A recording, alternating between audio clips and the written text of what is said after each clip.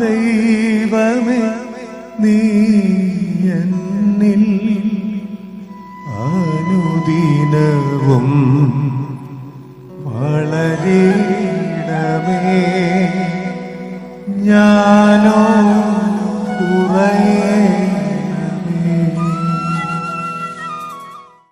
വിശുദ്ധ ലൂക്കാ സുവിശേഷം അധ്യായം 24. അക്കാലത്ത് വഴിയിൽ വെച്ച് സംഭവിച്ചതും അപ്പം മുറിക്കുമ്പോൾ യേശുവിനെ തിരിച്ചറിഞ്ഞതും ഇമ്മാവൂസിൽ നിന്ന് വന്ന ശിഷ്യന്മാർ വിവരിച്ചു.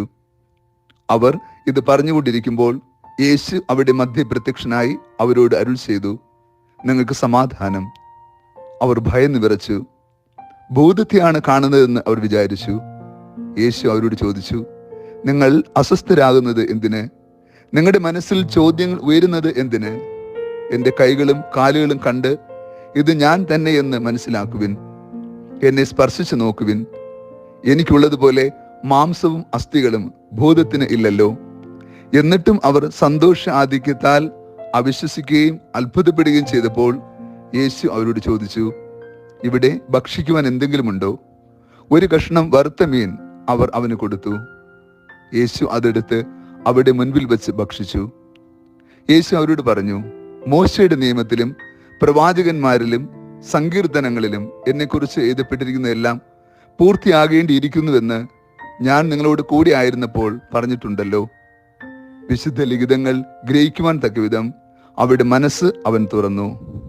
യേശു പറഞ്ഞു, ഇങ്ങനെ എഴുതപ്പെട്ടിരിക്കുന്നു, ക്രിസ്തു സഹിക്കുകയും 3-ാം ദിവസം മരിച്ചവരിൽ നിന്ന് ഉയർത്തെഴുന്നേൽക്കുകയും ചെയ്യേണ്ടിയിരിക്കുന്നു. പാപമോചനത്തിനുള്ള അനുതാപം അവന്റെ നാമത്തിൽ ജെറൂസലേമിൽ നിന്ന് ആരംഭിച്ച് എല്ലാ ജനങ്ങളോടും പ്രഘോഷിക്കപ്പെടേണ്ടിയിരിക്കുന്നു. നിങ്ങൾ ഇവയ്ക്ക് സാക്ഷികളാണ്. ഈശോയിൽ ഏറ്റവും സ്നേഹമുള്ള പ്രിയ ദൈവമക്കളെ, ഈ വിശുദ്ധ പ്രഭാതത്തിൽ നാം ദൈവതിരുസന്നിധിയിൽ പ്രാർത്ഥനാപൂർവമായിരിക്കുമ്പോൾ ക്രിസ്തുവിന്റെ സമാധാനത്തിന്റെ ആത്മീയത ധ്യാനിക്കാം. ഉദ്ധിതനായ ക്രിസ്തു ഓരോ പ്രാവശ്യവും ശിഷ്യന്മാർക്ക് പ്രത്യക്ഷ ദർശനം നൽകുമ്പോൾ അവരോട് പറയുന്ന വാക്ക് സമാധാനത്തിന്റെ സന്ദേശമാണ്. നിങ്ങൾക്ക് സമാധാനം. ഭയന്ന് വിറച്ച് അസ്വസ്ഥരായിരിക്കുന്ന ഒരു സമൂഹത്തിന് ആശ്വാസത്തിന്റെ സാന്ത്വനമാണ് ഈ വാക്ക്. ക്രിസ്തു നൽകുന്ന സമാധാനം സ്വീകരിക്കുമ്പോൾ അവിടെ ഹൃദയത്തിലെ അസ്വസ്ഥതകൾ അകലുകയും അവർ വിശ്വാസത്തിൽ വെളിച്ചമുള്ളവരായി തീരുകയും ചെയ്യുന്നു.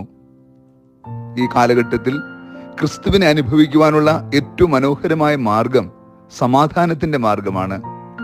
ക്രിസ്തുവിന്റെ സമാധാനം നമ്മുടെ ഭവനത്തിൽ, കുടുംബത്തിൽ, വ്യക്തിജീവിതത്തിൽ നിലനിൽക്കുമെങ്കിൽ നമ്മൾ ദൈവോന്മുഖർ ആണ്. ഇന്നത്തെ സുവിശേഷത്തിൽ യേശു അവരുടെ അസ്വസ്ഥത അകറ്റുന്നത് വചനം ഗ്രഹിക്കുവാനുള്ള അഥവാ വിശുദ്ധ ലിഖിതങ്ങൾ ഗ്രഹിക്കുവാനുള്ള കൃപയും മനസ്സ് തുറന്നുകൊണ്ട് അത് ഉൾക്കൊള്ളുവാനുള്ള കൃപാവരവും അവർ സ്വീകരിക്കുമ്പോഴാണ്. ക്രിസ്തു അവരുടെ മനസ്സ് തുറന്നു എന്നാണ് സുവിശേഷത്തിൽ എഴുതിയിരിക്കുക. നമ്മുടെ ജീവിതത്തിൽ എല്ലാ ചോദ്യങ്ങൾക്കും ഉത്തരം ലഭിക്കുന്നത് വിശുദ്ധ ലിഖിതങ്ങൾ അഥവാ എഴുതപ്പെട്ടിരിക്കുന്ന ദൈവത്തിന്റെ പദ്ധതികൾ അത് പരിപൂർണമായി നിറവേറുക തന്നെ ചെയ്യുമെന്ന ബോധ്യം മനസ്സ് തുറന്ന് അംഗീകരിക്കുവാൻ സാധിച്ചാൽ നമ്മുടെ ജീവിതത്തിൽ ചോദ്യങ്ങൾക്കുള്ള എല്ലാ ഉത്തരവും ലഭ്യമാകും. യേശു പറയുന്നു, ക്രിസ്തു സഹിക്കുകയും 3-ാം ദിവസം മരിച്ചവരിൽ ഉയർപ്പിക്കപ്പെടുകയും ചെയ്യണം. പാപമോചനത്തിനുള്ള അനുതാപം അവന്റെ നാമത്തിൽ ജെറൂസലേമിൽ നിന്ന് ആരംഭിച്ച് എല്ലാ ജനങ്ങളോടും പ്രഘോഷിക്കപ്പെടേണ്ടിയിരിക്കുന്നു. ഇതിന് നിങ്ങൾ സാക്ഷികളാണ്. ക്രിസ്തു അപ്പോസ്തലന്മാർക്ക് നൽകുന്ന ബലം ഇതാണ്.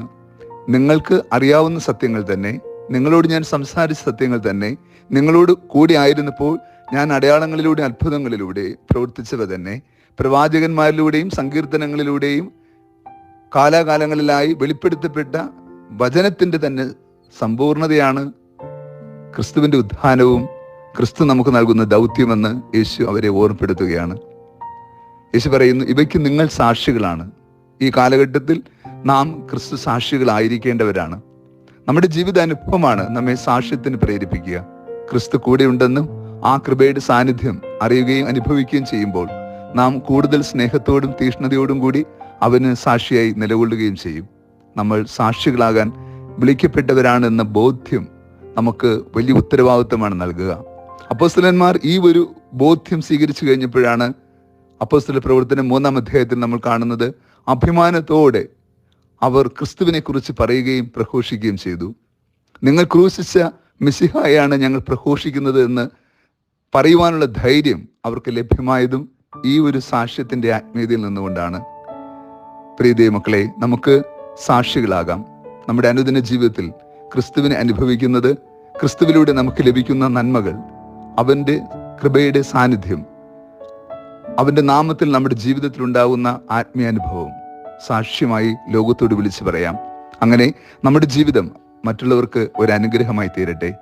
ക്രിസ്തു ഇന്ന് നമുക്ക് നൽകുന്ന സമാധാനം ലോകത്തിന്റെ അതിർത്തികളോളം പങ്കുവയ്ക്കുവാൻ നമ്മെയും പ്രാപ്തരാക്കണമേ എന്ന് ഈ ദിനം പ്രാർത്ഥിക്കാം. കർത്താവ് നിങ്ങളോട് കൂടെ. സർവശക്തനായ ദൈവം പിതാവും പുത്രനും പരിശുദ്ധാത്മാവും നമ്മേവരെയും സമൃദ്ധമായി അനുഗ്രഹിച്ച് ആശീർവദിക്കുമാറാകട്ടെ. ആമേൻ.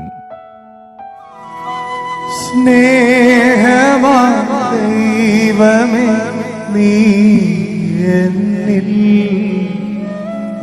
അനുദിനവും വളരണമേ. ഞാനോ